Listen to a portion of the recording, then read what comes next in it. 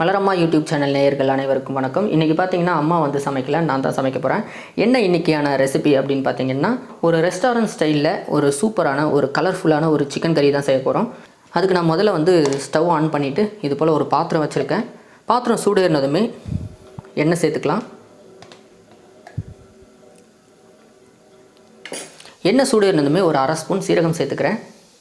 சீரகம் பொரிஞ்சதுமே ஒரு பெரிய வெங்காயத்தை நான் துருவி எடுத்திருக்கேன். காய் சீவும் இல்லையா, அதில் நான் துருவி எடுத்திருக்கேன். இப்போ அந்த வெங்காய துருவலை நான் இதில் சேர்த்துக்கிறேன்.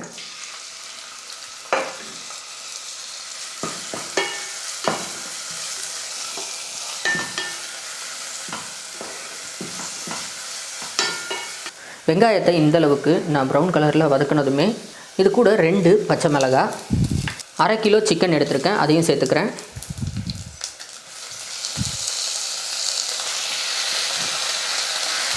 இது கூட 3/4 ஸ்பூன் அப்படி இல்லைனா 1 ஸ்பூன் இஞ்சி பூண்டு பேஸ்ட்டு சேர்த்துக்கிறேன்.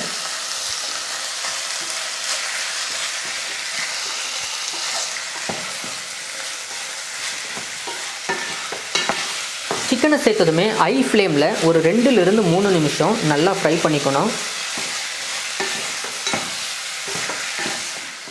சிக்கனை ஹை ஃப்ளேமில் இது போல் 2லிருந்து 3 நிமிஷம் வதக்கி விட்டுட்டு இப்போது ஸ்டவ்வை நான் வந்து மீடியம் ஃப்ளேமில் வச்சிடுறேன். மீடியம் ஃப்ளேமில் வச்சுட்டு சிக்கனில் உப்பு பிடிக்கிறதுக்காக கொஞ்சமாக நான் உப்பு சேர்த்துக்கிறேன். உப்பு சேர்த்துட்டு நல்லா கலந்து விட்டுருங்க. கலந்து விட்டு மீடியம் ஃப்ளேமில் ஒரு 4 நிமிஷம் இந்த சிக்கனை நல்லா குக் பண்ணிக்கலாம். இப்படி நம்ம 4 நிமிஷம் இந்த எண்ணெயிலே நம்ம குக் பண்ணுறப்ப சிக்கன் வந்து நல்லா உப்பு பிடிச்சி நல்லா சாஃப்டாக வேகும்.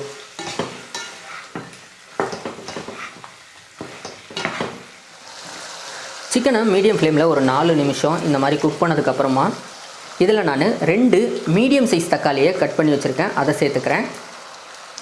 கொஞ்சமாக மஞ்சள் தூள், 1 ஸ்பூன் மிளகாய்த்தூள், 2 ஸ்பூன் மல்லித்தூள், அரை ஸ்பூன் கரம் மசாலா தூள். சிக்கன் வேக வைக்கிறப்ப நம்ம கொஞ்சமாக உப்பு சேர்த்தோம். இப்போது சிக்கன் கறிக்கு தேவையான கூடுதலான உப்பையும் சேர்த்துக்கிறேன். இது எல்லாத்தையும் நல்லா கலந்து விட்டுருங்க.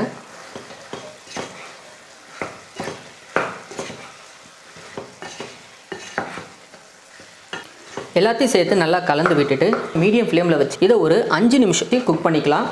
இப்போ இந்த சிக்கனை மூடி வச்சுருங்க. மூடி வச்சுட்டு சிக்கனில் இருக்கிற தண்ணி விட்டு அப்புறமா நம்ம சேர்த்துருக்க எல்லா மசாலாவும் சேர்ந்து சிக்கனோட வெந்து எண்ணெய் பிரிஞ்சு வரும், அது வரைக்கும் வேக வச்சு எடுத்துக்கலாம்.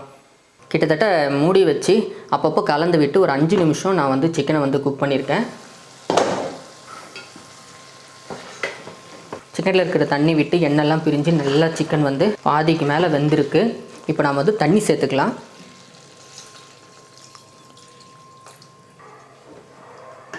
இந்த மாதிரி சிக்கன் முங்குற அளவுக்கு தண்ணி சேர்த்துக்கோங்க.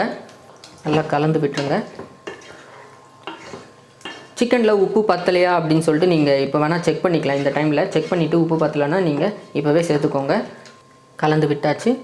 ஸ்டவ்வை மீடியம் ஃப்ளேமில் வச்சுட்டு திரும்பவும் நம்ம மூடி வச்சிடலாம். மறுபடியும் நாம் கொஞ்சம் நேரம் வேக வச்சுக்கலாம். சிக்கனை தண்ணியெல்லாம் ஊற்றி வேக வச்சு கிட்டத்தட்ட 10லிருந்து 15 நிமிஷம் நான் குக் பண்ணியிருக்கேன். இப்போ எடுத்து பார்க்கலாம். சூப்பராக ரெடி ஆகிருக்கு பார்த்தீங்களா. நம்ம எவ்வளோ தண்ணி ஊற்றணும், இப்போ அந்த தண்ணியெல்லாம் நல்லா வற்றி சிக்கனில் வெந்து நல்ல ஒரு திக்கான கண்டிஷனில் குழம்பு வந்திருக்கு.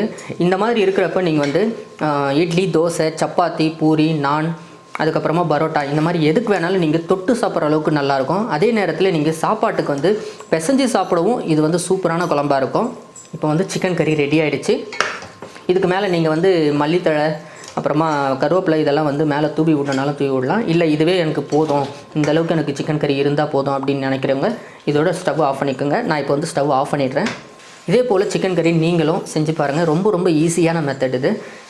இதுக்கு வந்து அதிகமாக டைமும் எடுத்துக்காது. உங்களுக்கு சிக்கன் வேகிற நேரம் தான் சொல்லப்போனால் ரொம்ப டேஸ்ட்டாகவும் இருக்கும், வித்தியாசமாகவும் இருக்கும். சிம்பிளான இன்க்ரீடியன்ஸ் வச்சு தான் நம்ம வந்து இதை செஞ்சுருக்கோம். இதே போல் நீங்களும் செஞ்சு பார்த்துட்டு இந்த சிக்கன் கறி எப்படி இருக்குங்கிறத நீங்கள் கமெண்ட் பாக்ஸில் கமெண்ட் பண்ணுங்கள்.